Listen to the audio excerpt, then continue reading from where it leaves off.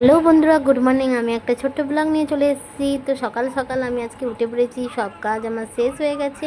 তো দেখো আমি এখন রেডি হয়ে বেরিয়ে পড়েছি। কোথায় যাবো জানো? মন্দিরে। তো আমি বেরোতে বেরোতে তোমার দাদা ফোন করলো যে ও ওলা মোটরসাইকেল চালায়।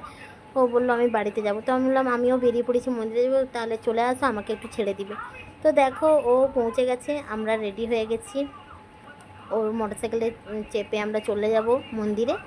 তো সঙ্গে সঙ্গে বাবুও উঠে পড়লো, আমিও উঠে পড়লাম। তো দেখো আমরা বাড়ি থেকে বেরিয়ে পড়লাম। এবারে তাড়াতাড়ি রাস্তা আমরা বার করছি। এবারে মন্দিরে চলে এলাম। মন্দিরে পুজো চলছিল। তারপর আমি পুজো দিলাম, অঞ্জলি দিলাম, আমি প্রণাম করলাম।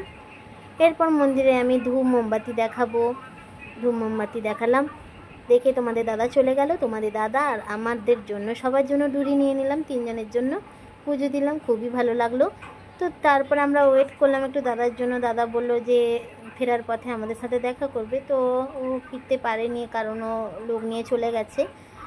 তো আমরা এখন বাড়ির দিকে রওনা হচ্ছে, আমি আমার ছেলে। দেখো হাঁটতে আছি। এবার আমরা বাড়ি পৌঁছে গেছি। টাটা, ছোট্ট ব্লগটি শেষ করলাম।